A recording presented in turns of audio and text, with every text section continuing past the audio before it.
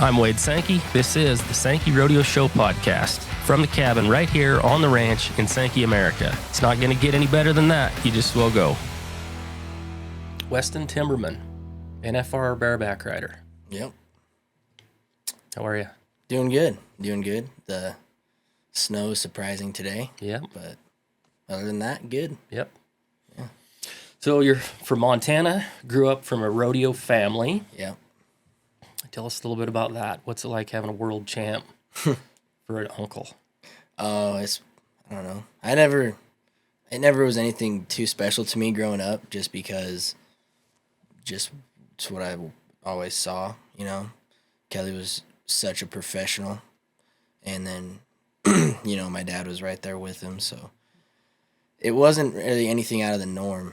And then once I saw, when I was younger, of course, but then once I got older, I was like, oh, that's pretty cool. And then I, you know, had a pretty good opportunity to put my foot in the water or get my feet wet or whatever you want to say, into rodeo, and I had a pretty good path with those two.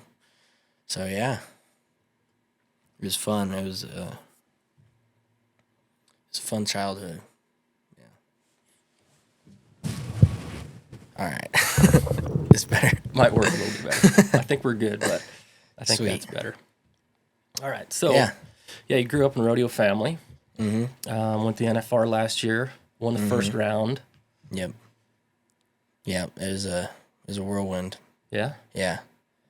Especially that day, because I'd never been to Vegas. Obviously, it was my rookie year, and I didn't know everything that I did was just first times, you know, and so it was kind of a shit show a little bit, because I didn't know where I was going or what I was doing for any of it. Yeah. So they kind of had to drag me by the ear places and stuff after that, but it was fun. It was really cool. Yeah. So what is the process? I mean, what are you talking about? Stuff you got to do every day? I'm talking about like the media room, and then getting to the buckle ceremony and all that stuff. And it's not just like we'll walk over to that room and then catch a ride to the buckle ceremony. There's a lot of steps that I didn't really know what was going on. And then on top of that, you got 20 people trying to talk to you. It was a lot. It was fun though. Yeah. Yeah. It was really cool because I wore my dad's chaps that day. So that was a really cool thing. Mm-hmm. Yeah. So what about the whole process? I mean, from the time you got to get there, sign in, get your back number. Yeah. All that. How do you figure all that out? Just hang around Richie. Yeah. That's really about it. You know, you just kind of follow those guys around, pretend that you know what you're doing a little bit. Everybody knows you don't, but you kind of like walk around like, oh yeah, this old place, huh? Then you go in, and the first day, or actually it really kicks off at the back number ceremony, and it's a whirlwind after that. I didn't realize that, but you get there for the back number ceremony, and you're like, oh, I got 2 days or whatever till the first round. It's not 2 days. It may say 2 days, but it's not 2 days. Yeah. Not the way that they make it feel. Yeah. The veterans make you feel. But yeah, it's fun, you know. It's good. It's a good time. Those 2 days before the first round. It's definitely a good time. Some of it's an unwanted time. I'll say that too. But you don't have any say so in the matter. No, you don't have a say. If you try to have a say, it gets worse, actually. Yeah. Some to the future guys that are listening to this, it'll get worse. Just go with the flow. So that's called hazing. Yeah, that's the word. That's the word that they're calling it these days. Yeah. Yeah. Hazing. Yeah. Mm-hmm. But it's kind of an inclusion thing, isn't it? Like, that's not something that, I mean, most people don't really talk about. You don't know about it unless you really. Yeah, exactly. Like, when did you learn about any of that stuff? Once I made the finals. Yeah. Like, you'll hear rumor, like, not rumors, but you'll hear like, oh, the 11th round, and you're like, what the heck's the 11th round? And then like stuff like that. But then once I made the finals, that's when, like, you know, Jess, because Jess loves that kind of stuff, was like, you ready, bud? You ready for what you're about to have to do? And you're like, what are you talking about? Mm-hmm. I'm like, well, let me tell you. And then, like, for instance, we got a tradition in the 6th round, because that's the rookie night. All the rookies of the year, or the year-end guys, so, like, for instance, in the bull riding, there's 3 of them still going for it, but they have a tradition for you there, and you're pretty well better just do it, because you don't want to make it's a tradition. You kind of got to. Yeah. And I was banged up. I was banged up pretty good by the 6th round, and I didn't want to do it. I was sore. My arm felt like it was gonna fall off. I had the worst forearm splints that I'd ever had at the finals, and I just didn't want to do anything. I just got off, go to the sports med room. You know, they'd try to take care of me, and like, the deal with the media room is, I mean, if you're not having a terrible finals, you're gonna be in that media room every day, damn near. So, you know, you're trying to deal with all that stuff, plus, you know, trying to not feel like your arm's gonna fall off, and then you have the 6th round. At least you have all the veterans, and they're like, you better get your ass back in the locker room. We got some business to take care of. Mm-hmm. And for instance, last year I saw the text messages. I showed up to the locker room, and they're like, all right, you ready? And I was like, I gotta go do an interview, and I gotta get some ice on my forearm, and then I'll be back. Well, or no, I was like, I gotta go get some ice on my forearm, and I'll be back. And when I walked over to the sports med room, because the sports med room's kind of on the way to that media room, one of the media guys pulled me over, and they're like, hey, do you mind? And, you know, you just try to be nice. And you're like, yeah, sure. And Richie thought that I was trying to skip out, and I got some hateful text messages from Richie that night. I get a phone call from Cooper Cook. He calls me, and he's like, dude, he goes, this is not good. This is not good. Richie is pissed. He goes, you better show up now. And if you don't show up, don't think about coming to the next round, because it's going to be bad.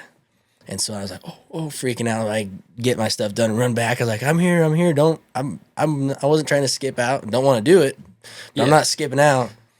And then I did it. So. But everybody does it together. Exactly. All the events. Yeah. Yeah. Yeah. Unless you're Bradley. Oh, he got out of it? No, Bradley didn't get it. Yeah. Oh, that's the whole other thing. Is Bradley had pretty good finals. We all know that. And I don't remember exactly what happened, but he got out of it somehow. And Richie didn't really care as much about Bradley. Richie wanted to make sure I did the tradition. Mm-hmm. But because of the whole stuff with Jess and Bradley, because Bradley dated Jess's daughter or sister-in-law. So like that whole summer last year, we called them brothers, and Jess didn't like that too much. But anyways, Bradley kind of somehow skipped out of it, and it was Bradley got messed with a lot at the finals. And it's a good thing he's simple-minded, because it didn't bother him much. But yeah, he got messed with a lot. And Jess was kind of the front runner of that until he did it the 10th round, which doesn't really count, but he still did it nonetheless.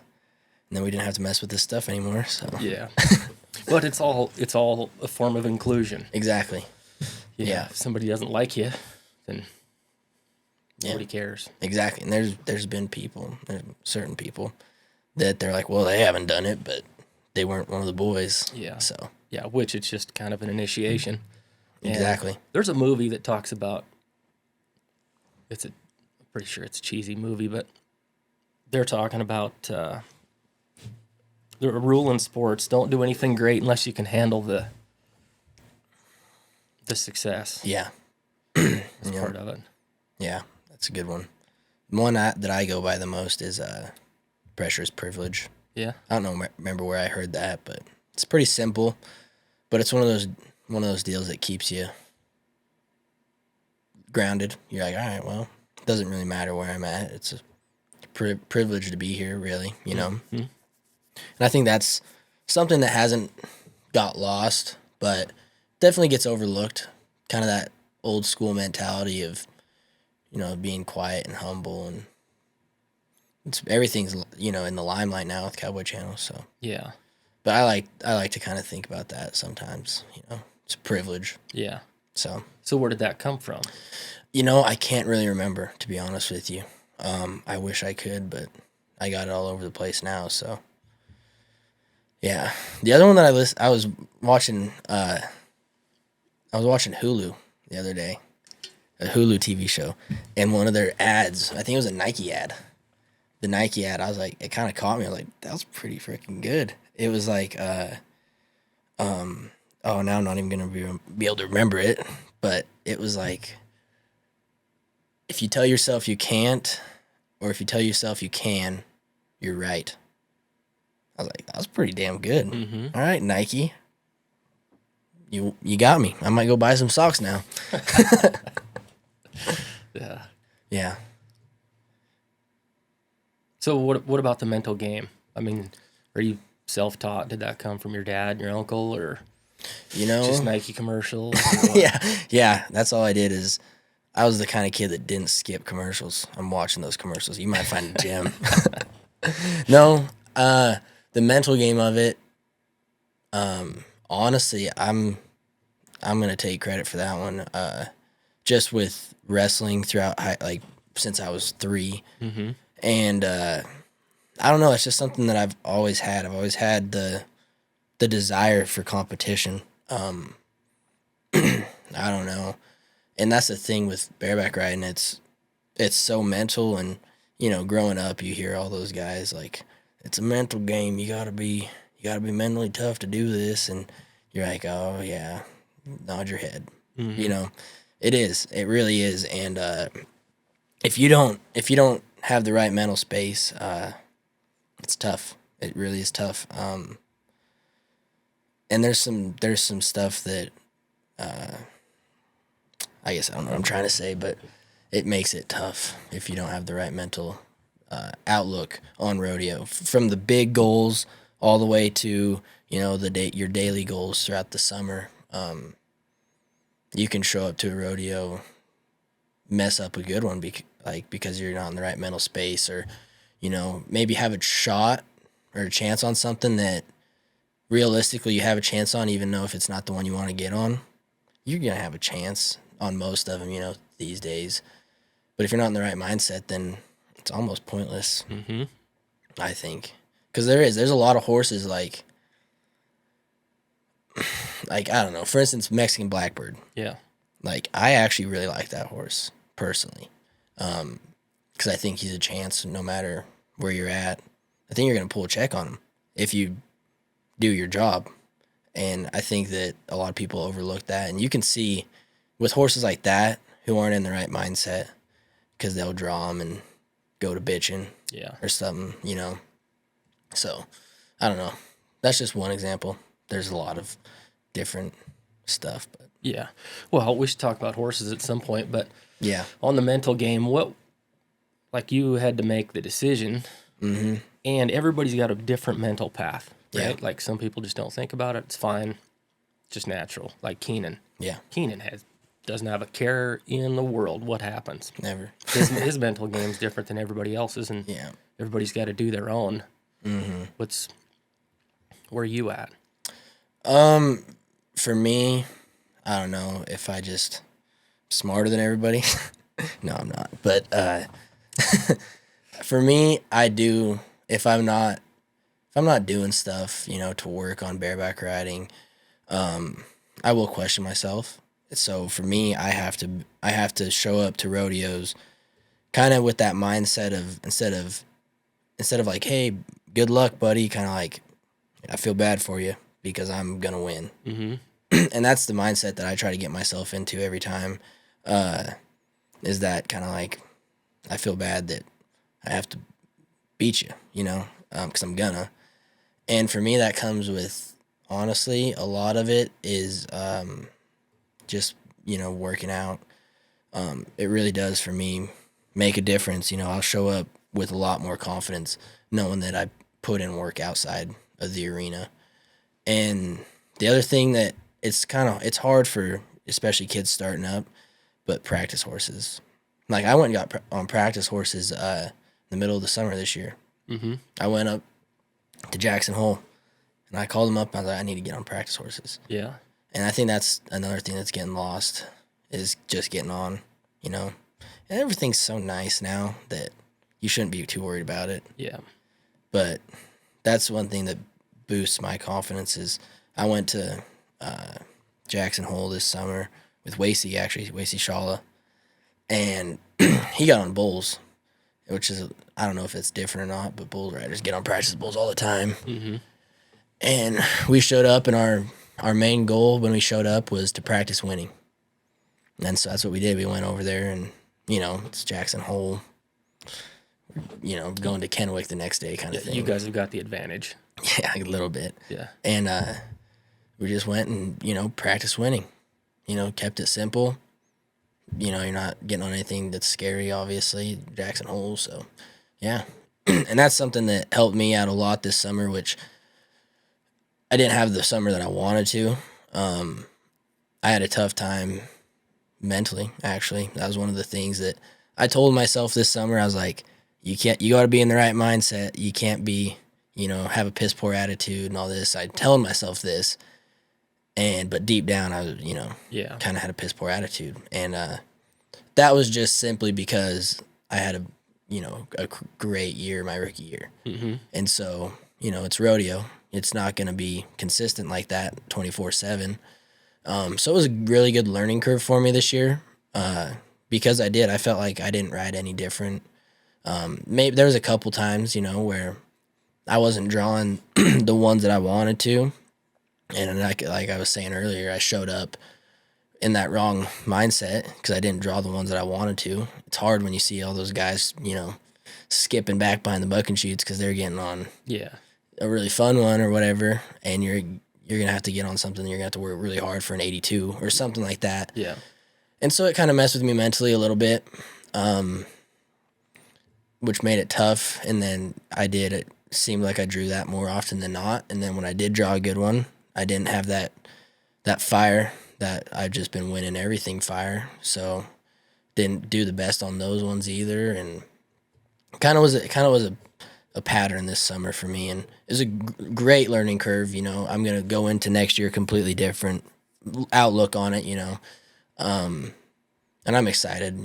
That's the other thing is I didn't make the finals this year because of it. And, a lot of it is for me I can blame it on myself because I think that at the end of the day, I did have opportunities where I could have, I was like right at 15,000 out. Mm-hmm. I had opportunities to make $15,000 that I didn't make $15,000 this year. And so, what's an example? The first one that really pops in my head was Kennewick. That's when I went to Jackson Hole. I did good in the long round. I made a horse that has never. I don't even know if they've been above 75 on him this year. I made him. I talked to Tyler Kraft and I was like, "Hey, let's cut this thing off. Like, it's not gonna get any worse. If he runs off, at least he'll be running off in front of the bucking chute." And I don't know. I just buried my feet into that first jump and tried to do everything right, and that made that horse really good. And I had a good opportunity going into the short round. And with all those Calgary horses, you see Agent Links and Disco and all those ones that are in contention. Mm-hmm. And I drew Silver Beaver of Birdwells, and I didn't think too highly of that horse, to be honest with you. It's hard to when you see those other ones. Yeah. And I saw one video, and he was pretty good in one video. And then I was actually traveling with RC and Clayton Bigelow to Kennewick, and we were talking about it, and they're like, man, like, because they're California circuit guys. They know all those Birdwell horses. And they're like, he's just a good hopper, there's nothing to worry about. Like, you got a good shot to pull some good money out of here.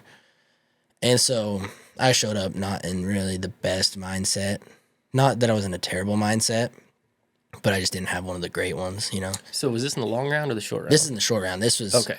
So the Calgary horse worked out in the long round. No, the first one was actually another Bridwell. Oh, okay. Yeah, another Bridwell, which yeah. But then, anyways, I go into the short round, draw another Bridwell, and got made look like a fool. So you rode bad. Terrible. Yeah, it was really bad. Mm-hmm. It was terrible. And I watched it back, and that horse had a really good day. I could have won Kennewick if I did my job. And it really upset me. And that night, I let some steam off that night.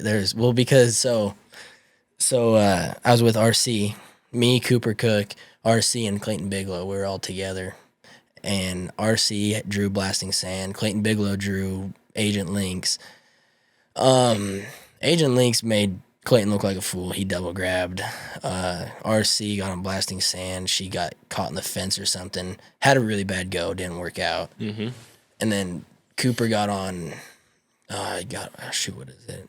It's one of Calgary's that is really rapid. But it's a good horse. Cooper's been on him a couple times and went really well for him. And then in Kennewick, he ate the dirt pretty hard.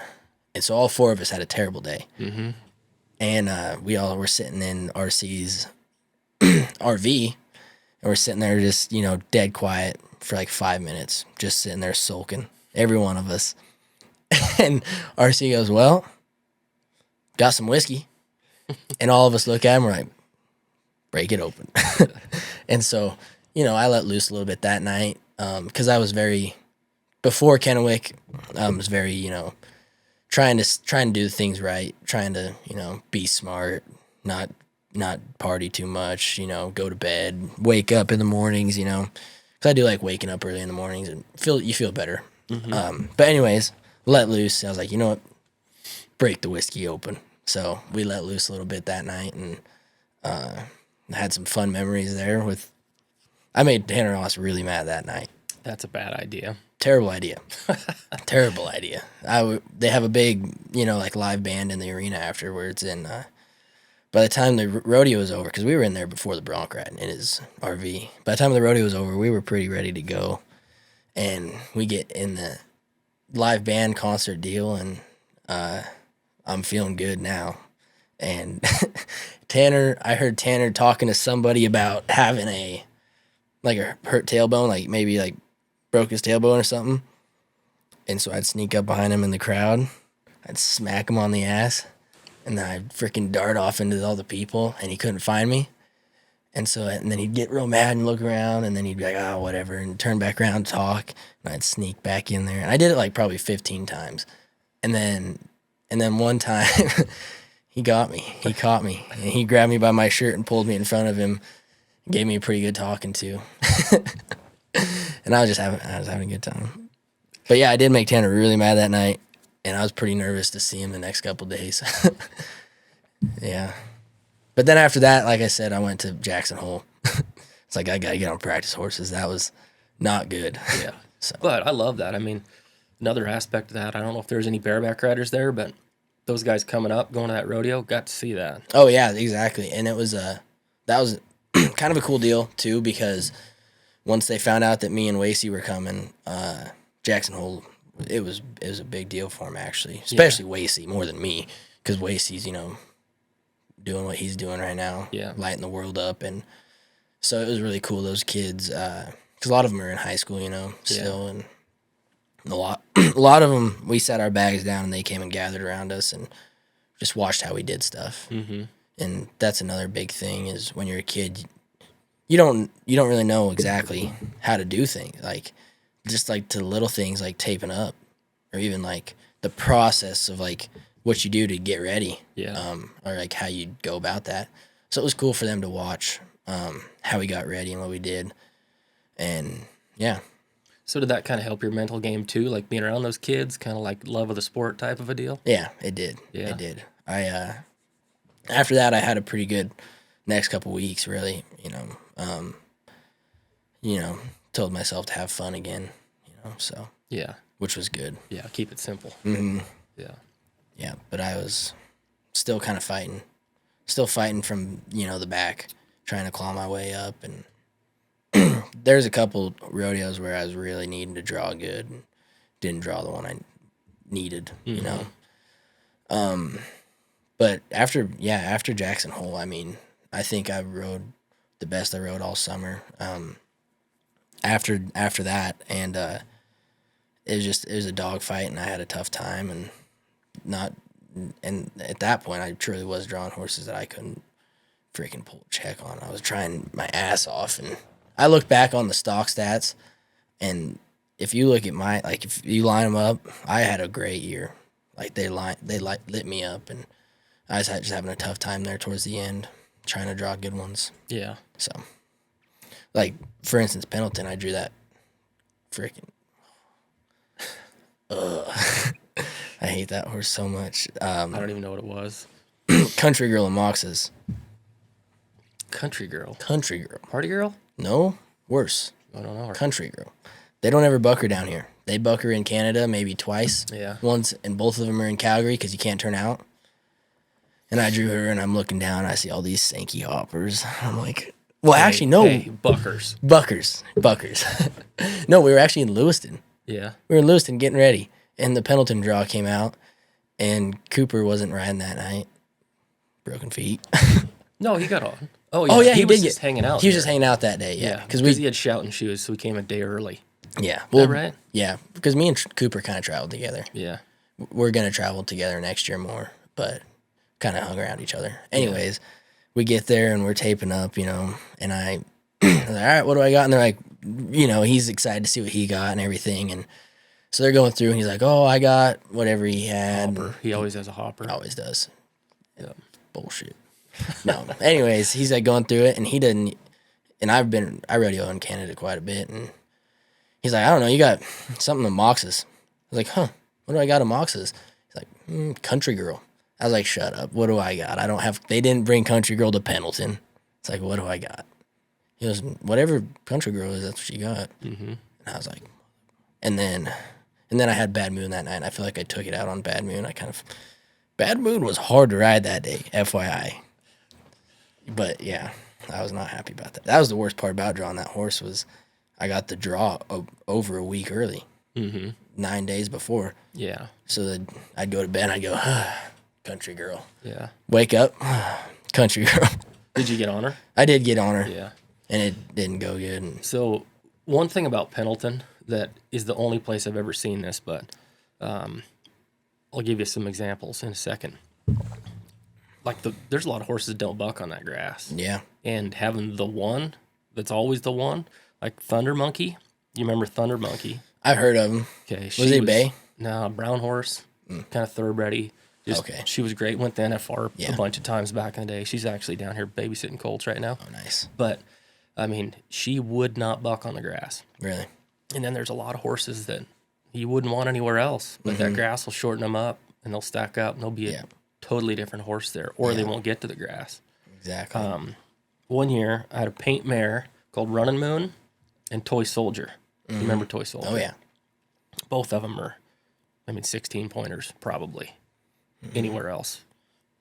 Like, nice horses, slim chance of winning something, but maybe a chance. And little paint mare Tilden gets on. They both showed up. It was the last perf of the long round. Hey, guys, did you look at the draw? Oh, yeah. And it was pretty tough that year. I said, yeah, we're going to win the round. Like, okay, I understand the mental aspect of this deal and kind of feel bad because these are my horses, but these aren't the ones. I think they're going to be good here, but they're not the standouts. They're not the... And you couldn't get, especially that year, you couldn't get those guys to show up unless they had gunfire, right? Yeah. So anyway, they show up and they get on. I'll be damned if they don't win first and second in the long round. Really? Yeah. That's cool. But you just... It's you how gotta it try is. it and you don't know how it's going to work. That's like how everybody's it is. got a history, but... Yeah. Like, I think the grass cost Jess Pendleton this year. Just that little half step or land of... Because, like, last year, she didn't even get close to the grass. She just went right down the bucket chute. Yeah. And I love that big mare, but she's not very smart. No. And she saw the grass and it confused her, and didn't work out all that well. Exactly. But it's an interesting place. Just the different factors in rodeo across the board. Yeah. It's hard to say. It really is. Like, anywhere from a arena that's more wide than long from the buck and shoots to arena that has a grass in it. Yeah. You never know. Yeah. Like 1,000 photographers. Yeah. 6 pickup men. Yeah. I'll be honest. When I saw that Sam was 91.5, like, what was that horse that he just got on? And I'm like, Rena, what? That horse can do that? She had a good year. And she did have a good year. We're talking about Prairie Rose yeah. at Lewiston. Yeah. Circled around right in front of the chutes, and she bucked. Did you see the video? Yeah. I mean, she bucked, and that is not a day off. No. It's more of a day off than her trip with Shadbolt in, where was that? Filer. Not Filer. Yeah, Filer. Yeah. Yeah. Yeah, like she went straight there, and I mean, dirty bucked. Yeah, had a couple of lead changes. Yeah. Yeah. Like, she was more rider friendly with Sam than that, but still. Yeah. Holy cow.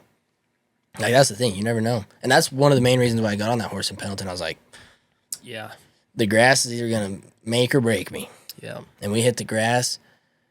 Not only did it break me, it folded me up nicely into a piece of paper, like a little piece of paper. Sent me over to Tyler Crafts and like, here's a piece of paper. Yeah. Yeah. But you got to try. Yeah, exactly. So what about winning something on one of those horses as opposed to the one you're supposed to win first on? Oh, it's a good feeling. Boy, is it a good feeling. Yeah. You walk back behind the buck and shoots or wherever it is, and you're like, you guys don't like that horse, huh? Yeah. Like, this is something that Sam does, because I travel with Sam. And Sam goes out of his way, whether he admits it or not, he goes out of his way to say that he likes those horses that suck. They just feel terrible. Yeah. Like, I'll watch him get on something, and you can tell it just feels like a triangle wheel, not even a square wheel. Like, just terrible. And he'll sit right in the middle and, you know, make the ride that he needs to make. And a great example is he got on this horse, another one of Mox's, Dirty Looks. Mm-hmm. And that thing is a square wheeled, whack you in the back and, you know, make it hard for you. And he made a really good ride and gets off. And he's like, oh, freaking Hopper. You guys worried about that? Like, he goes out of his way. If he ever does get on one like that, he'll never admit, not once, he'll never admit that it was hard. Yeah. Or didn't feel good, you know. Yeah. But it's a good feeling. Yeah. Yeah. Really good feeling. Yeah. I mean, that's got to be an awesome confidence boost. Oh, yeah. And especially like in your situation, when you're in that situation more times than not, got to be nice to know that you can do it. You can manipulate the situation to your benefit. Exactly. Mm-hmm. And that was another learning curve for me this year, is learning how to, you know, not really change your style, but, you know, make slight adjustments for horses that realistically I should have never sat in the middle of that thing in Pendleton and tried to, you know, take the fight to him, because I should have known how that was going to go. And he did. I sat right in the middle of him, and he fed me my lunch. And I could have maybe just a little bit over to the side, get away from it a touch, you know, little things, but yeah. Learning. Mm-hmm. Yep, that's the key word. Yeah. Mm-hmm. So I was just straight up going to ask you, how come you didn't make the finals this year? So I guess I'm kind of out of questions. Yeah, no, that's it. That was the main thing. Just went on a streak and not drawing the best, and then when I did draw good, wasn't mentally there. And I mean, that's the other thing. It's hard. I had a good year. You know, I made $105,000 or something. Like, that's not a terrible year. For me personally, it's a bad year. Yeah. But you know what I mean? So it's kind of hard to look at it. I'm trying to look at it like that. Like, I still had a good year. Just didn't do what I wanted to do, and, you know, can make adjustments for next year. Yeah. What kind of goals are you setting? For me, next year, I already kind of got it planned out, is I'm going to win one of the 5 winter rodeos for sure. That's kind of like my number one thing, is one of those big 5s. What 5 are those? The big 5 winter rodeos are Denver, Fort Worth, Houston, San Antonio, San Angelo. Mm-hmm. And I didn't have a terrible winter last year, but I had to rodeo. Like somebody has a good winter, they're like, oh, I don't have to get on this horse in the summer. Yeah. Kind of thing. And so yeah, that's kind of I want to do good at all of them, but my main goal is I really want to win one of those. And they're just cool rodeos, iconic, big, cool rodeos, So yeah. And then other than that, you can't really necessarily plan to go in to the finals, number one. That's what we're all going for, and a lot of stuff has to go your way realistically. So I plan on going into the finals top 5 next year. That's kind of like my main goal. And then, little goals, like, for instance, I got right on the top of my list this year is Crave the Eliminators. I think that's a big thing that's going to help, that helps, Yeah. Because you're going to draw something like that throughout the year no matter what. And if you truly have that mindset where you're like, let's do it. Yeah. This is why I'm a bareback rider. Makes it easier. You've never had a problem with one of the bucks, have you? Not necessarily. Yeah. No, that's something that I've figured out early on, thankfully, because that can be a tough road. But the only way to learn on those is to get on them, mm-hmm. and a lot of guys turn them out. And so it's a good way to look at it, And you see guys right now that have had trouble with buckers, and now they have been forced to get on them at like the winter rodeos or something like that they normally turn out. And they're starting to figure out how to get by them, ride them. And that's something that was on my goal sheet. My permit year was Crave the Eliminators, and I went and got on everything that I drew and went my way most of the time my permit year. And yeah. And then, it's a bareback riding for hoppers and bareback riding for eliminators it's a completely different sport. Mm-hmm. It's a completely different sport. How come? You draw your hoppers and... We'll try to explain it to somebody who's never been on one. Okay, so you draw a horse that, stays in the same lead, or maybe they're hitting dead flat, just curling their front feet and going straight up in the air, and then kicking, setting you right up on your rigging, hitting, not moving forward, and doing the same thing every jump. It feels like you're riding... More timing. Yeah, it feels like you're riding a easy, like a cloud floating through the sky. You know what I mean? It's the easiest thing in the world to do. And then you draw something that's not as easy, an eliminator. They're doing more lead changes. They're dropping their shoulders in and out and moving across the arena more times than not.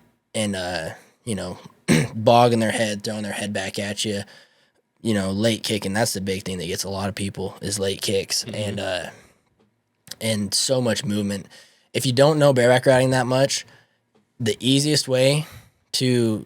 Because you'll see people like, I know this because I grew up watching it, is like, you'll be like, oh, somebody will say like, that horse was a freaking buck, or that thing was hard to ride, and you're watching it, and you're like, why? That thing looked like every other one.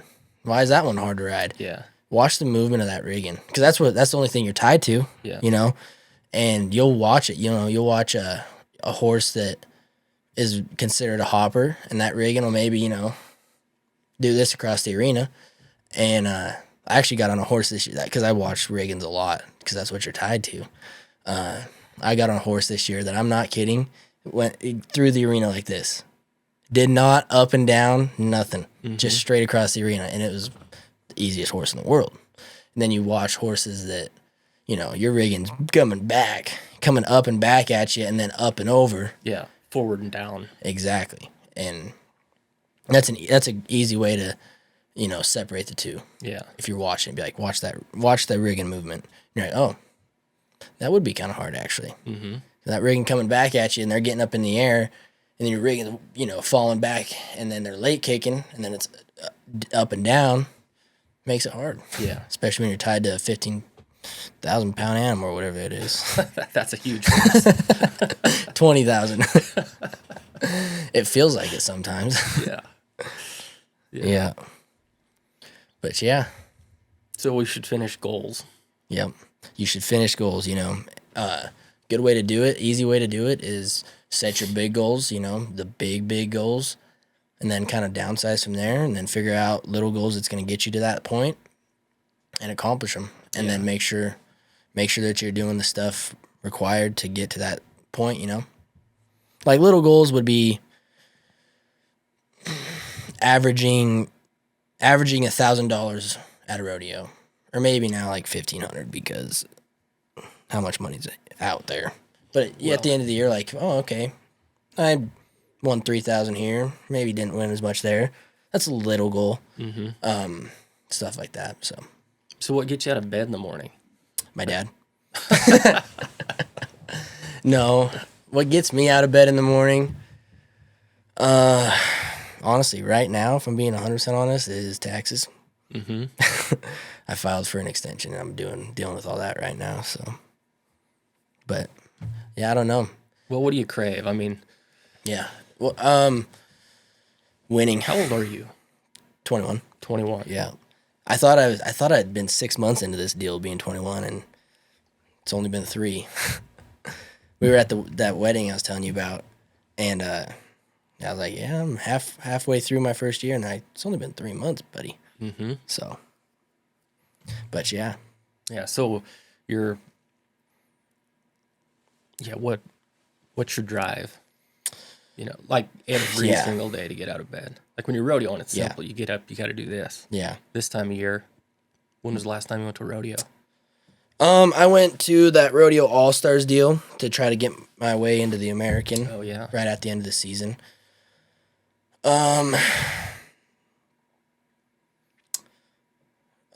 I don't know, honestly. Rodeo's what I live, breathe, and, think about every day. And that's what gets me out of bed every day, honestly. Yeah. Thinking about winning. Remembering all the times you lost, and, yeah. Think about winning. Yeah. Yeah. Focus on positives. Yeah. Yeah. So I didn't realize you're only 21. Yep. Yeah. Yep. What's your rodeo career consist of? Did you get on the ponies? I did for a little bit, and then even myself at that age realized how stupid it was, so I quit. Yes. Yeah.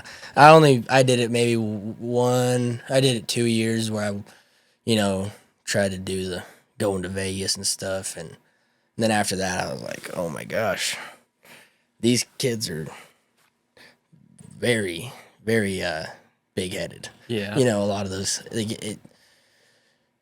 a lot of those kids, they get to that deal where they're getting sponsorships and going to Vegas, and then it's a big deal to them, and they lose the drive. Big fish in a small pond. Yeah. And that's not actually bareback riding. That's, I don't know what you call it. It's not bareback riding. Yeah. And I think in a very toned down version, like getting on ponies here at the Sankey Ranch or something like that, I don't think that's bad. I think the production of it is bad. So do you think that that's a good way to develop new bareback riders for the sport? To an extent, yeah, I do. I think it gets the eyes out there. I know kids that, have went through that and they're still getting on bareback horse or whatever. So it definitely gets eyes into bareback riding. There's definitely better ways to go about it though, and I think that you best just wait to start rodeoing until you're 18. Yeah. Like I didn't really high school rodeo, so after I realized that the ponies was a bad deal. Yeah. So when did you start getting on horses? I went to Cody every summer. I would go to Cody, and then, yeah.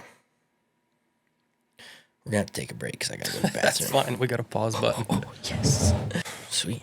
Okay, so we were talking about getting more bareback riders. Yes. What do you think? Like, here's from a stock contractor's perspective and a rodeo perspective. The guys that are going now are way better than they've ever been, I think. And I think there's 50 of them that are great bareback riders. Like the fact that you didn't make the finals just baffles me. I think that says a lot for a sport. But it does. When you get down past those 50 guys, 60 guys maybe, there's no more bareback riders. Like None. Zero. Yeah. There's not enough to fulfill the needs of the rodeos. And another issue is all you little assholes go to 5 rodeos. Yeah. And then start going to the NFR and going to big rodeos. It is hard to get young horses bucked. Mm-hmm. And then stock contractors, me included, are left in a situation to where we don't have a choice. Mm-hmm. Like, instead of having 20 trips on this horse, we got 5. Yeah. And I don't know a way around that. Yeah. What do you think about, I mean, if you got any ideas on developing horses, I'll damn sure listen. But what do you think about making bareback riders? I don't know. I think that we should use what we have, and we got social media. And I think that there's a lot of things that we could do, like, you know, promoting schools, and there's a lot of opportunity, you know, to buck horses at schools, you know. Wait a minute, before you go any further. Yeah. I think you need to take care of kids at schools, which I am terrible about, like college rodeos and schools. To get Lone Ranger, sneak a few colts in there if I've seen them before, but I've always tried to take care of them kids. Yeah, that's true. Instead of put them on a colt and make them hate rodeo. Yeah, okay, that's a very good point. That's a really good point. I think if you advertise that it's a colt bucking, and which I guess people do that too, but I don't know. I think if you use social media to your advantage, and which you guys are doing a good job at that, but it is tough. It's a very tough thing. But I think we need to get more kids to understand that once you get past that point, colts aren't necessarily a terrible thing. I got on a lot of colts when I was getting good. In college. Yeah. And that's what made me ride good. Like, if I'm being 100% honest, I had the right fundamentals for my whole life because of my dad and Kelly. Mm-hmm. Like, I know the ins and outs. I know the science behind a bareback rig, and I've known all of this stuff for a very long time. And I was never a really good bareback rider, you know, as a kid, as an adolescent growing up. And I went to Clarendon College in Texas, and I didn't ride that good at all. Like, my freshman year, the first semester of college, I didn't even make a single short round in the college rodeos. Just didn't ride. I just wasn't good. Just didn't ride good at all. But you could tell that I was trying to do stuff right, because that's just been drove into me, you know? Yeah. And then we get on twice a week. We have colt in Clarendon, they buck colts on Mondays, and then the old campaigners on Wednesdays. And then, you know, we watched film on Tuesdays, and we watched film on Thursdays.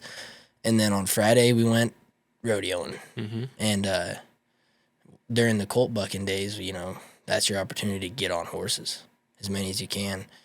And one of Brett Franks, he's the coach down there, one of his big philosophies is, you know, you can learn something on every horse you get on, especially at that stage of learning.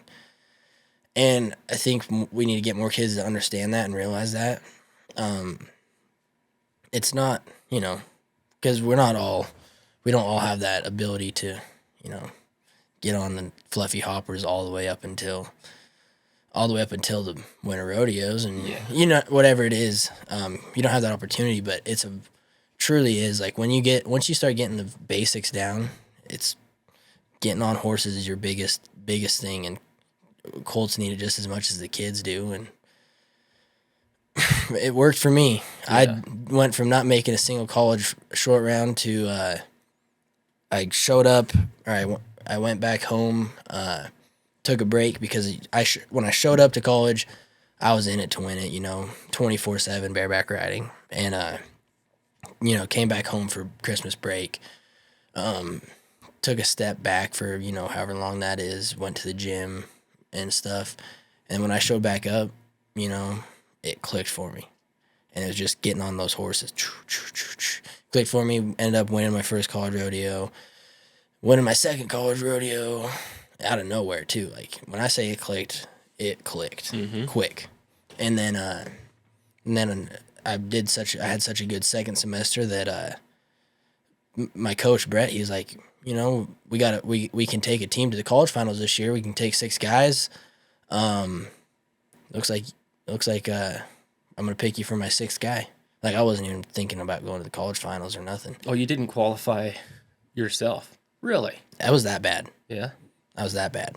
Yeah, but I worked hard. Got on the Colts. Like, for instance, we had this horse there that was really. Oh, it's freaking. Toy Soldier? No, not Toy Soldier. That's Trilogy. after. Trilogy. Yeah. Trilogy. Yep. That's the sweetheart. Like, that's the one that we all wanted to get on. Mm-hmm. And everybody was hogging her. I couldn't get on her. And Brett made me get on 4 colts that day. Yeah. Or no, 3. He made me get on these 3 colts that needed bucked before I could get on her that day. Yeah. And so I got on those 3, happy and willing because I knew I could get on Trilogy. Yeah. And then I got to get on Trilogy. But anyways, what I was trying to say is getting on those horses helped enough to where it got me. It showed Brett that I had the work ethic and that I was progressing and improving. And then by the time I got to college finals, I fucking won it. Yeah. Just out of nowhere. It happened so quick. But, yeah. So was that as a junior? Freshman. How many times did you win it? Twice. Yeah. I just went to school twice. Yeah. 2 for 2, and I'm out. Yeah. Yeah. It was a whirlwind, and I owe a lot of it to, Kelly and my dad for teaching me bareback riding, and then Brett for, he kind of had a different mindset about it, Like, one of Brett's big things that we always said is you can't be a cowboy and a pussy. Mm-hmm. So if you got that hat on, you better not be a pussy. Yeah. And so that was one of the things, about getting on those colts is you can't be a pussy. Yeah. You're gonna wear that cowboy hat, and you probably should if you're getting on a bareback horse because it's gonna look pretty stupid if you don't. Mm-hmm. You can't be one. Yeah. So, but I think that's something that's getting lost a lot. Yeah. I think there's a lot that you can learn about getting on colts. Yeah. I think it's probably safe to say I've probably been on more colts than anybody on the planet. There's probably a good chance, I could imagine. But they're dead, they're defenseless. You can learn so much on a colt, I think. Exactly. And I think it depends on whose colt you're getting on, but if they stand up, they're fine. Yeah. Yeah. And if they fall down, they're probably weak enough at that point in their life, they're not going to hurt anybody anyway. Exactly. But and they just got such a bad rap. But it does. You said using social media to make bareback riders. Oh, shoot. I was talking about to get horses bucked. Oh. Yeah, I don't know. I think, well, it's just one of those things that we never had, especially for this industry. And you guys, like you said, you guys are doing a good job at making social media an asset. But I don't know. It's a tough thing to do because if you don't mentally want to do it or like have that inner drive, then it's tough. It really is. But I think we can use social media and to get the eyes on the sport again. Yeah. And I think, I don't know. It's tough. It's really tough. Because if you're not around it, born into it, in a rural town or something like that, you don't have that, even that thought where you're like, oh, I could be a bareback rider. Yeah. Unless you're, It's not like golf. You can't just go exactly get a tee time. Exactly. Mm-hmm. And I think more guys, and there's more people doing it, like Champion Living and stuff with the schools. It's a great deal, and they're using social media too. But I think the only true way to do it, there's not, you're getting on bucking horse. There's not really a correct and a right and a wrong necessarily, but they're doing it a really good way, how they're doing it and set it up. And I think the best way to do it is to get more people on board with that kind of route. Yeah. Where you're like, all right, this is a program that you can sign up for. It doesn't matter how good you are, but you can show up, get on the correct level or of stock or whatever, and that's I don't know. That's the only way I can think of you know. Yeah, what I love about the Champion Living deal is it's a complete program. My Uncle Lyle put on Sankey Rodeo Schools forever. Yep. It was a 3-day school, and they taught you how to ride. And Lyle incorporated as much positive thinking and mental game as he could into it. Mm-hmm. But at the end of the school, I mean, you probably learned how to ride better, but you didn't know how to rodeo. I mean, if you don't, and rodeo's such a different world. Like if you don't know somebody and can't get in with somebody, how do you get in? There's a lot of hard knocks before you figure out what's actually happening. Exactly. Yeah, from my understandings, Kelly's actually was one of the first people to start that whole deal. Yeah. Was the schools like that. Because I remember being a kid, and they'd go put on a school, and the first day of it would be business. Yeah. The business aspect of it. Yeah. And then they'd buck horses in the morning, and then the second half of the second day was the mindset of it, you know? And Kelly did a good job at that, and he still has those schools. He needs to use social media more to get, you know, to broadcast those stuff out there. But yeah, we got social media. Why not try to use it, you know, to grow the sport? We're doing a good job, I think. Yeah. As a whole, so. Yeah. What do you think about the tour system? Speaking of growing the I got a lot of mixed feelings. Let's hear them. And there's a lot of stuff that, driving here, I was like, I wonder what we're going to talk about. And I was like, ooh, that would be a hot topic. Ooh, that would be a hot topic. And this was one of the ones that I was like, that's a hot topic. Because I personally, you know, we talked about why I didn't make the finals, but I think that the tour rodeo is a good reason why I didn't make the finals this year.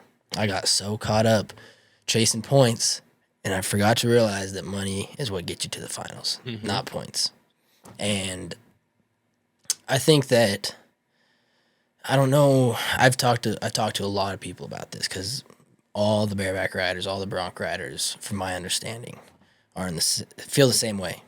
And the tour rodeoing and the tour standings is messed up. It needs to be changed somehow. Okay, we're going to go over this real quick. So the tour, the way I see it, correct me if I'm wrong, it's the top 60 rodeos, right? Yeah.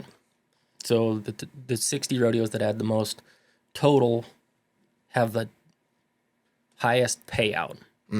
Not necessarily the most added money. Not the most added money, but yeah. Yeah, the highest payout. And so the 60 biggest rodeos in the PRCA make the tour. And then they have tour, what do they call Puyallup? Playoff system. So there's Puyallup, and then is there more playoffs? Nope, it's just Puyallup and then right into Sioux Falls. Okay, yeah. And so those are two of the biggest rodeos of the year that are basically the finals for the tour system, and you don't get to play at those unless you have tour points. Yeah, it's not anything off money at all. Yeah. And I think in a broad sense, if you like very broad, say you don't know anything about rodeo and you look at it and you're like, oh, the top 60 rodeos, you get points there. It's a side pot with points. Right? Oh, that's not all right. Makes sense. But when you break it down, it's tough. I think that they're letting too many guys in. You know, that's the other thing. It's like you have a tour rodeo and, you know, they're letting 50% of the guys or whatever it is be circuit cowboys or something like that. And then all that is you got to bring more horses. And we all know how that is. Like, not everybody's got. No, as a stock contractor, I'll straight up say it. There's good ones and there's bad ones. There's a top of the pin and there's a bottom of the pin. Exactly. And it doesn't matter how much money you spend on those animals. You can bring one from everybody. There's still going to be 6 horses that you're going to need to win first. And there's going to be 2 you could catch a check on. Exactly. And that's the tough thing is the fact that there's 60 of them. Yeah. Which completely diverts your mindset because you see Sioux Falls and you're like, holy shit, I need to be there. Which at Sioux Falls, you can win $55,000 if you 40% that. Exactly. Win every round. Exactly.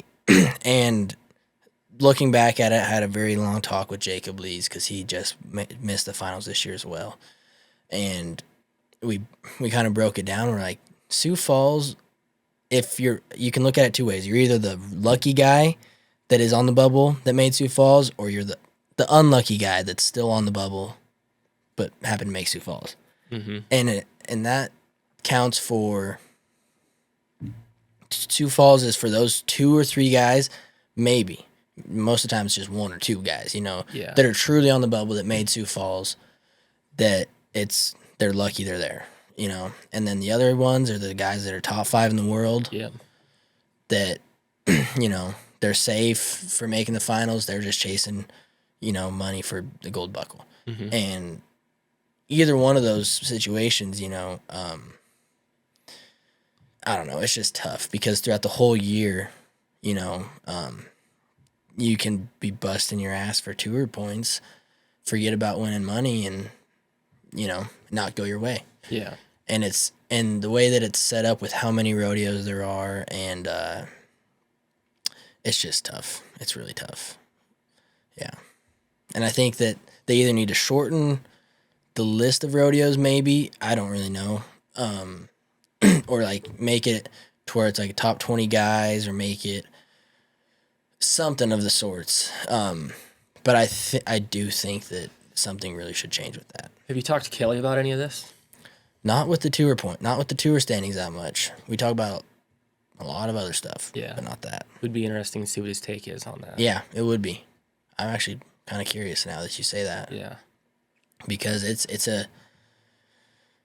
like I said, I got caught up chasing tour points. I draw a horse where I'm like, I can tell I can have the best mindset in the world. You're like, I make this horse good. I can pull a check. It's a little different nowadays. That was a big mindset thing back in the day.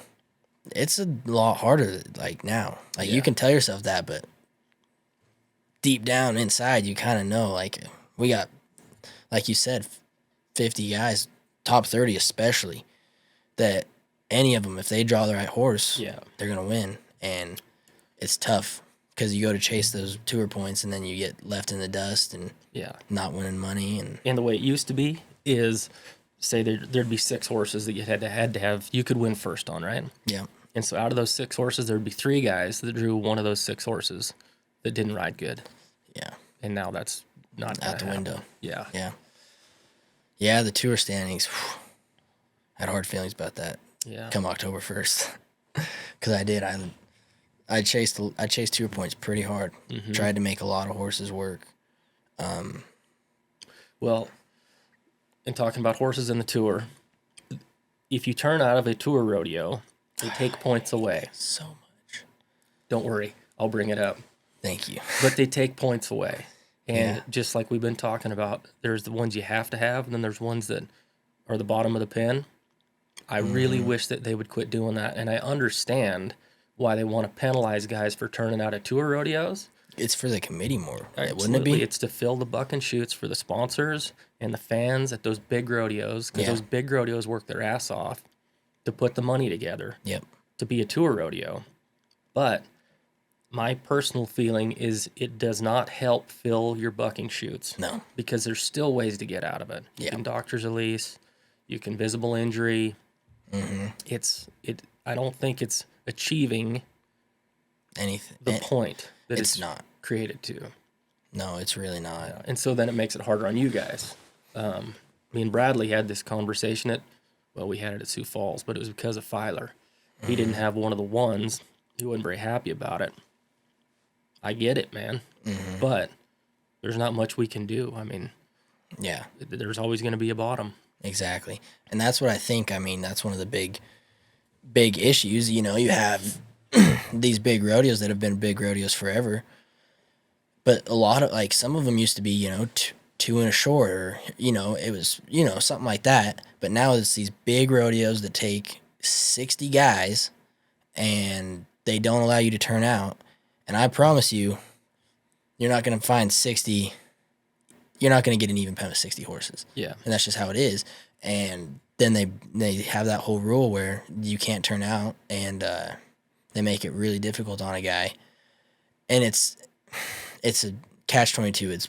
It's a bunch of BS, really. I mean, if you break it down, because It just makes it so much harder. I got to the point I went to because like I hate doctor releasing, and anybody that's a bareback rider should hate doctor releasing because bareback riding is supposed to hurt. Exactly. Just who has fun riding a bareback horse? Yeah. No, I'm just kidding. But like we're getting on bucking horses. That's what that's what you signed up for.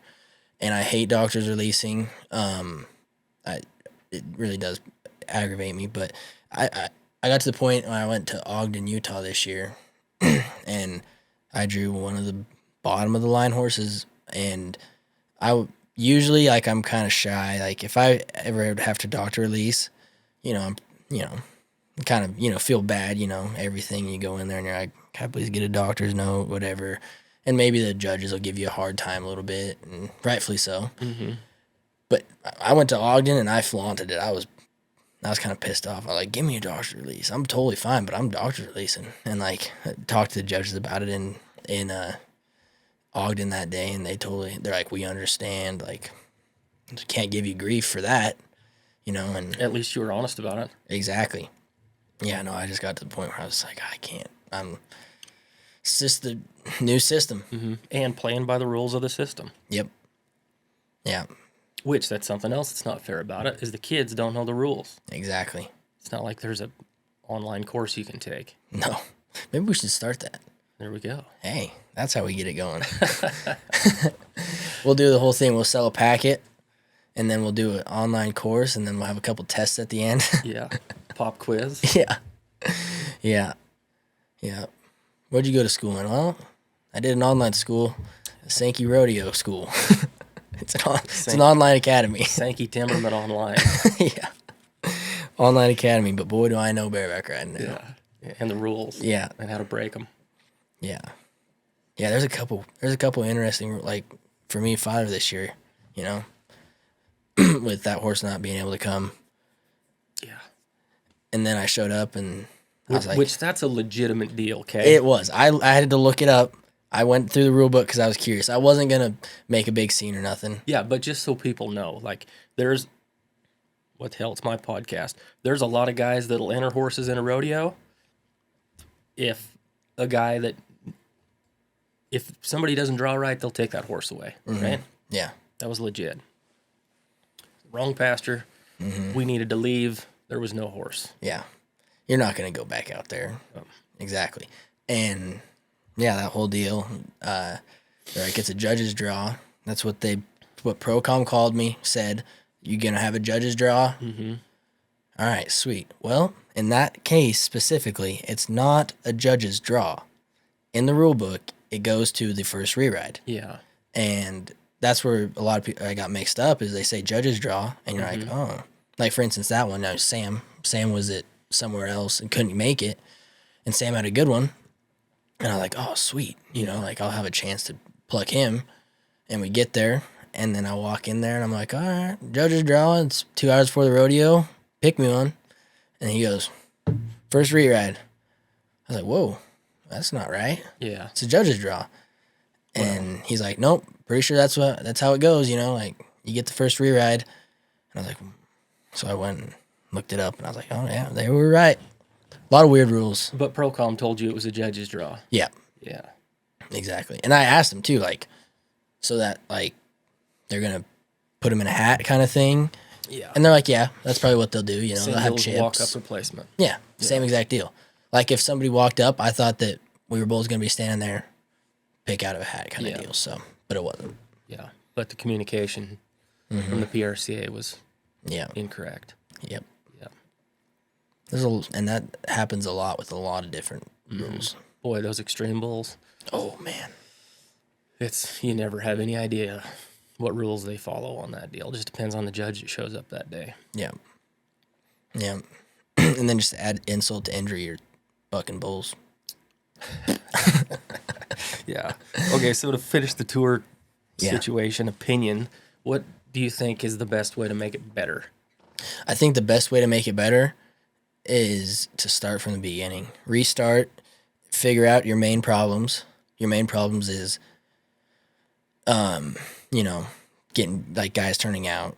And I think the best ways to go about that is to make it more of an exclusive rodeo. I think that if you make it more of an exclusive rodeo, that would help in some situations. I think that define exclusive. Exclusive as in, maybe no permits. I don't think permits should go to tour rodeos. If we're chasing points like that and you want us to be there, yep, don't fill spots in that don't need to be filled in with permit guys. Yep. Or circuit guys, or maybe make it to where the percentage, because most rodeos are off a percentage. I don't know exactly what most of them are, but maybe make it to where it's more off of current world standings, and shorten them up. Like make it more of an exclusive rodeo. Yeah. World standings or tour standings? Ooh, that's a good question. Because right now they're off of world standings, aren't they?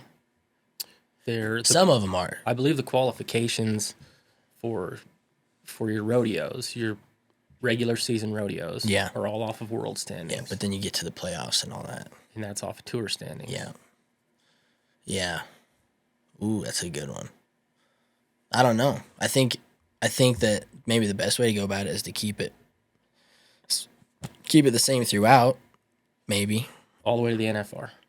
Including the NFR. Maybe. I don't know. That's tough, because then that kind of gets rid of the whole tour rodeo thing in a sense. But I'm not against that either. So I don't know. I think that if you go off of, I think at the end of the day you make the finals winning money. Mm-hmm. I think it should go off of that. I do. The tour points, I've seen a lot of weird, not crooked, but interesting things happen due to points. Yeah. And then it also changes the way that you rodeo, and it changes decisions that you make. And I think that you're like, oh, well, I could win, 3,500 at this rodeo, but I could get 120 points over here. Yeah. It's tough. I think that it should. I don't know. That's a big question for a small guy. I don't know. Yeah, there's a lot of stuff that could be changed and and done, but at the end of the day, rodeo's growing. Yeah. So that's the end goal, right? I think so. I mean, you got to think of the whole world. Exactly. Not just your perspective. Exactly. Yeah. Yeah, that's tough. Yeah. For me, at least, but it's true. Yeah. So, how much have you seen it grow? I mean, you're 21 years old, but you've done this your whole life. You got to see Chris and Kelly. It's crazy. It's seriously crazy. It went from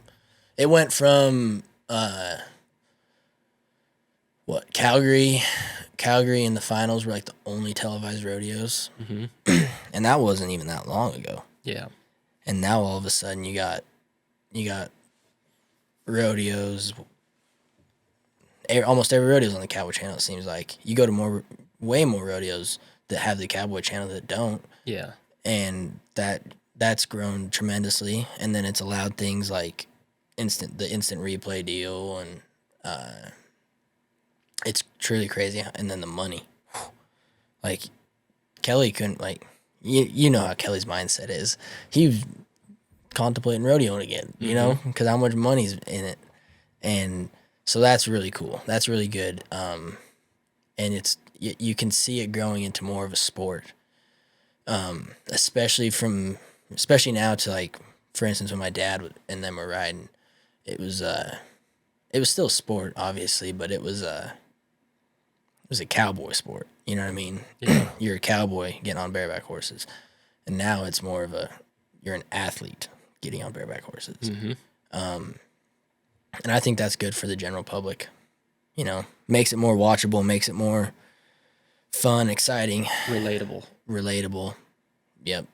Mm-hmm. And then you have guys like Rocker that are just bringing hundreds of thousands of eyes, quite literally, to the sport, specifically bareback riding.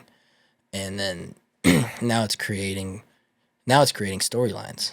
You know, you had storylines back in the day, like with Larry Mayhem and maybe Ty Murray and stuff. But now you have so many followable storylines that the public can, follow. And then, they get their favorites and they get their, people they don't like. And yeah, just almost like sports teams. Building a fan base. Exactly. Yeah. Yep. That's maybe a little bit outside of rodeo. Yep. Instead of people like you or me that grew up in this. Mm-hmm. Yeah, exactly. And that's a cool thing. That was a really cool thing to watch, It seemed like the big change between the two would have been somewhere around, for me watching, somewhere around like the early Caleb Bennett and like J.R. Vizane days. Mm-hmm. It's kind of where you started seeing it, where you're like, that switch almost. Yeah. Is where you kind of started to notice it. So where would that have been in Casey's career? That would have been right like during the heat titles? of it.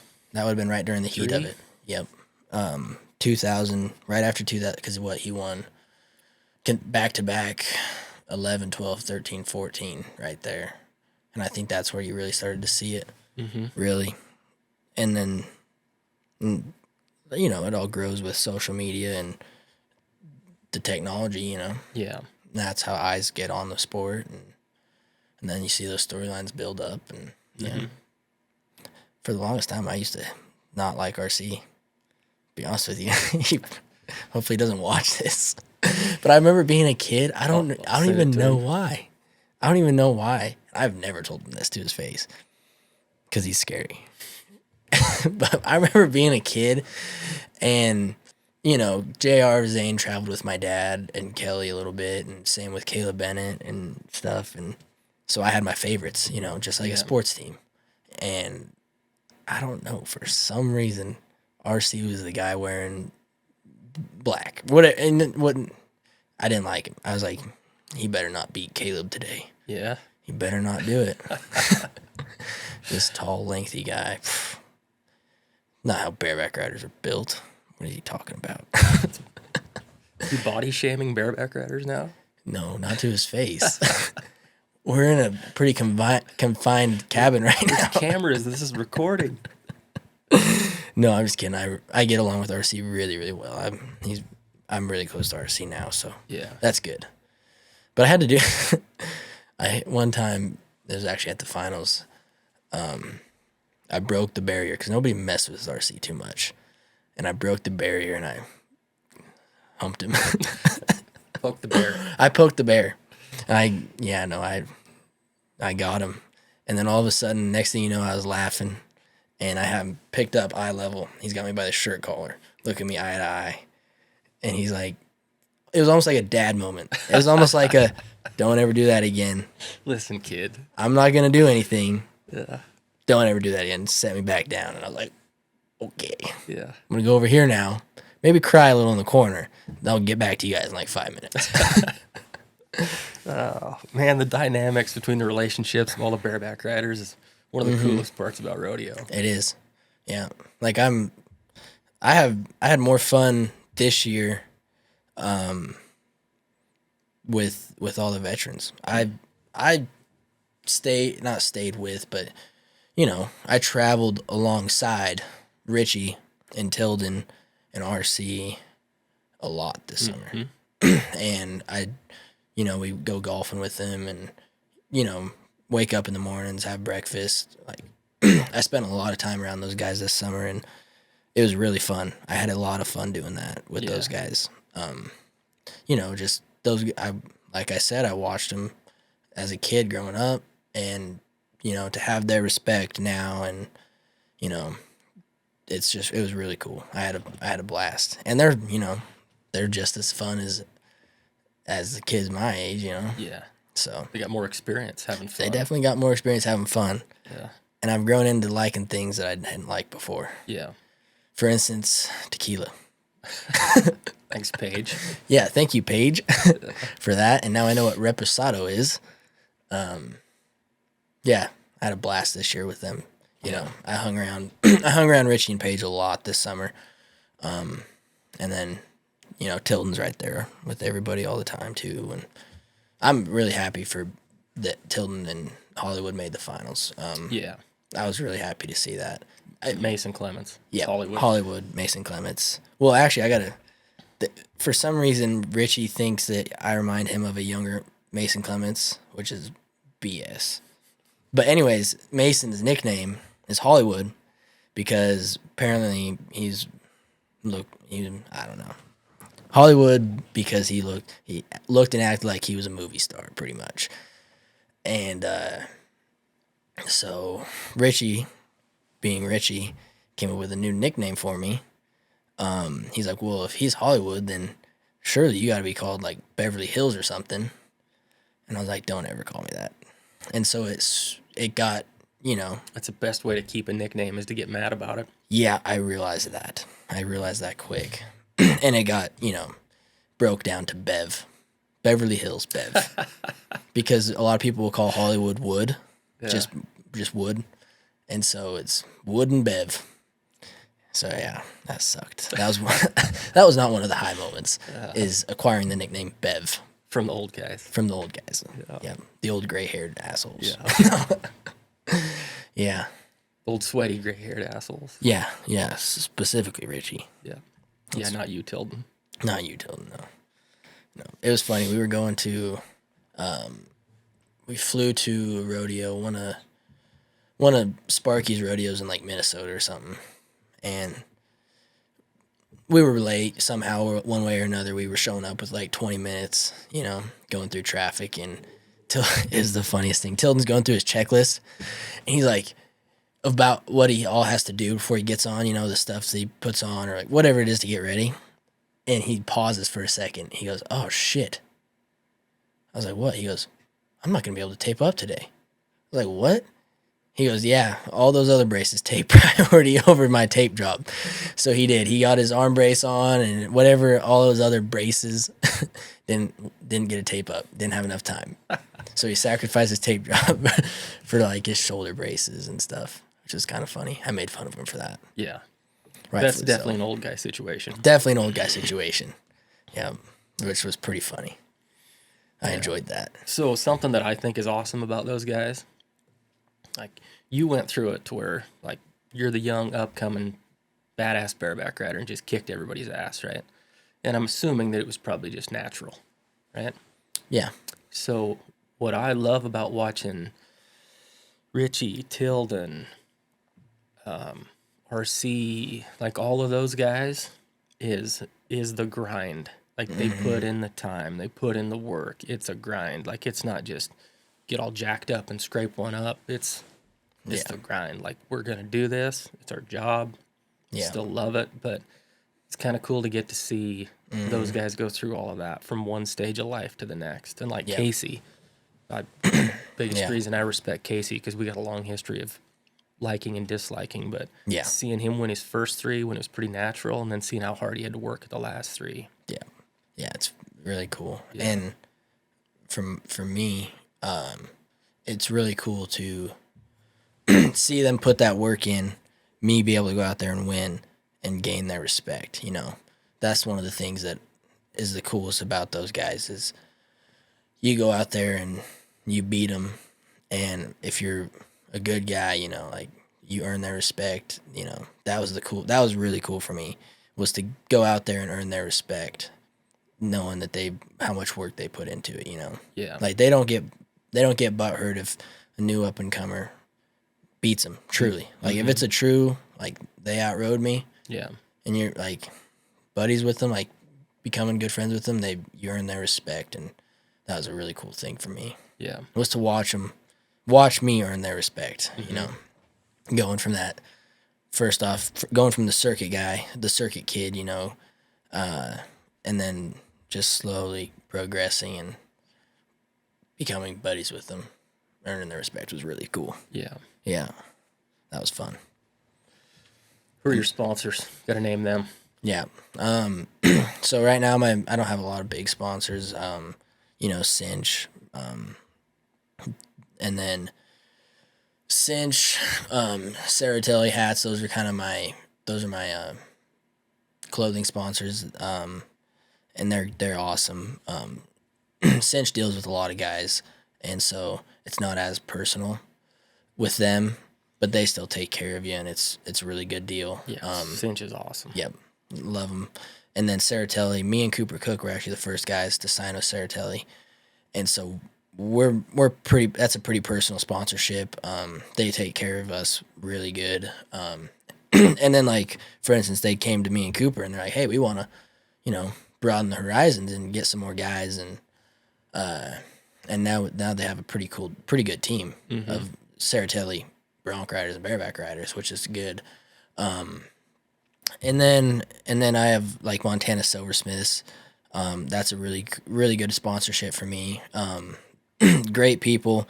They're actually based out of Columbus, Montana. Not too many people know that, actually, that Columbus, just right down the road where I live, is where the gold buckles are made. Just they have the one factory in Columbus, and that's it. And that was a really cool sponsorship for me to get with those guys, because it's really personal with them, and that's cool. And they take care of me, and there's some really cool stuff that we're going to be doing in the future with those guys. And then other than that, not really too much. That was after this year, or after last year. I have some really good opportunities that I'm in the works with some guys, and I can't really say it for sure deal, but I got some really exciting stuff that is going to be in the works for next year, which I'm really excited about. Yeah, that's the thing, like being young, literally going from nothing to all of a sudden you're at the finals. You don't get caught up in the sponsorship aspect of it. You're just busy rodeoing, and it happens so quick, So I didn't go into the finals, with a whole lot of background of rodeoing. Yeah.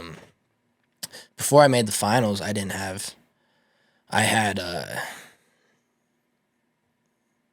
Cinch picked me up after Salt Lake City. That was it, really. Mm-hmm. I didn't even get my sponsor shirts from Cinch until Mandan last year. Yeah. Yep. And then after I made the finals, that catches a couple eyes. And then after having the finals that I had, catches more eyes, and then reaching out to people. And that's another super interesting aspect of rodeo, is the sponsorship part of it. And it's, like I said, I'm very, very young and in the process of all that. But yeah. Learning. Growing the sport. Yeah. Most definitely. Cool. Yeah. Anything else you want to discuss on here? I can't think of anything off the top of my head, Yeah. Not really. Got any good up and coming colts? Yeah, I think so. I saw some videos at the college rodeo, maybe. Mm-hmm. Looks like there's some pretty good ones. Yeah, there's a Sudoku colt that looks really good. Really? L8 clear margins. L8. Yeah, little black horse. You don't have numbers in your brand. No, his name is L8 clear margins. Oh. Yeah. Oh, okay. Dan Lewandowski named him. Oh, okay. Yeah. And so Dan got a clean bill of cancer before he came to our spur access futurity. Yeah. And bought the naming rights for that horse. And L8 is kind of his brand, that they always say late, L8. Yeah. And then clear margins is late. What they tell you when you don't have cancer anymore. So it's pretty cool. That's a cool name. Yeah. This will be kind of fun. What my favorite bareback horse was all the way up until I could pick for myself because I got on him? It was one of your guys'. It was Broadway. Nope. What? Not Broadway. Gus. Oh, yeah. Yep. Mm-hmm. I don't know something. Well, my dad won national circuit finals on Gus. Yep. And he got on him. My dad also got on Gus when he was a colt, a 5-year-old, and I thought that was the coolest horse. Yeah. Kind of had almost a Roman nose to him. Kind of had the same face as like Land of Fancy in a sense. Kind of. Yeah. And he just bail up in the air and he bucked. So, but he was, there's videos of me as a little kid running around with like Clint Cannon actually Clint Cannon has the video, and I was sitting there behind the chutes. It was like maybe at Dillon or something even, and he's like, "What's your favorite bareback horse?" And my older brother's sitting there. He's like, "I don't know," and I like looking for him like, "Gus, Gus is the best one." So, you want to know how that horse got his name? How? So he's out of Cindy Lou Who, which is a NFR bronc from back in the day. Okay. Okay. And we try to name everything according to their lineage. Yep. We bucked Gus quite a bit. Like, we knew what he was. And Ike had named him. And I asked Ike, I said, where'd you come up with Gus? And he said, Gus is out of Cindy Lou Who, which is a Cat in the Hat character. Oh, okay. So I thought about it for a minute. Cindy Lou. Who is Gus? Yeah. And he said, well, it's the dog in The Grinch That Stole Christmas. Oh, yeah, no kidding, it is. And I said, the dog's name is Max. Oh, shit. Maybe And it he is. says, Gus? Well, I don't know who the hell Gus is then. Completely It is Max, improperly too. named. Yeah, it is Max. Yeah. Yeah, that's funny. Yeah, I got a cool name for this one. Oh, it doesn't even add up. Never mind. Yeah, makes no sense, but I like it. he made his own. Worked for me. Yeah. It was easy for a little kid to remember. I know that. Yeah. Gus. I actually had a little toy named Gus after that horse. Oh, really? Yeah. So here's another Gus story for you. We were at Puyallup 100 years ago. They had a two-man round. Kelly and Jesse Davis were in the two-man. And the horses were Booger's Pet of Corco's and Gus. And it was right after the previous round. So they bucked them. The top two guys came back and got on immediately. Yeah. And everybody just came running over, like, what's the draw? And Yeah. I heard Kelly tell Jesse, he said, I got Gus, you got Booger's Pet. They were already loaded. Yeah. So they put their stuff on them. Booger's Pet didn't buck Okay. at all. Kelly was 104 on Gus. Yeah. It turns out they got on the wrong horses. Yeah. That's something that I don't think you'll ever fix. That happened a couple times this year. It did? Oh, yeah. Where? Let's hear it. Well, Tater Tot Yeah. and Rubber Match of Corco's, they're pretty identical. Yeah. And two permit kids, or maybe one was a up and coming kids, just starting out. Get on. One of them had Rubber Match and one of them had Tater Tot, and they're both pretty amped up, and they get on. And this was during Ogden. This was at Ogden, and we were flying on Stace Smith's plane to Salt Lake City, and we're watching it. We're like, holy shit, Rubber Match had a freaking day today. Like, had a really good trip. We're like, dang, that thing was good. Mm-hmm. And then we watched Tater Tot, and we're like, all right, pretty good trip from Tater Tot. Not as good as Rubber Match, though. Usually It's the other way around. the other way around. And we got to watching it a little more, and we're like, wait a second. Those freaking idiots. And they can't say it's 100%, because they didn't really do any. I don't really know what happened, but they got on the wrong horses. Yeah. And then, like, Houston this year, Bradley had his rigging on Agent Links in the four-man, and I'm not sure exactly how that all played out, but Bradley was going to get on Agent Links. Rocker thought he had him. There was a whole mix-up. If you watch the four-man shootout, Yeah. it was a weird deal. Like, Sam, I can't remember who was the fourth guy, but, like, Sam and somebody else, in and out right away, boom, boom. And then it's like a 10-minute break between those two, and then Bradley and Rocker, Yeah. because they couldn't figure out who had what. Oh, man. Yeah. What a disaster. Mm-hmm. And then you have Binion there, Mm-hmm. freaking out, trying to figure it out, running production, and Who won first? Rocker, because Yeah. Rocker ended up getting on Agent Links. Yeah. Yeah. I'm not sure exactly how it all played out, Yeah. but Here we are. here we are. Yep. Yeah. Didn't affect them anyways either way, so Yeah. too much. Exactly. So, but yeah. Well, thanks for coming. Yeah, thanks for having me out here in a nice warm cabin on a snowy day, apparently. Yeah. Maybe That wasn't supposed to be snowy. Yeah. 75 and sunny. Yeah. Wish we were a weatherman. Welcome to Montana. All right. Thanks, man. Yeah, thanks.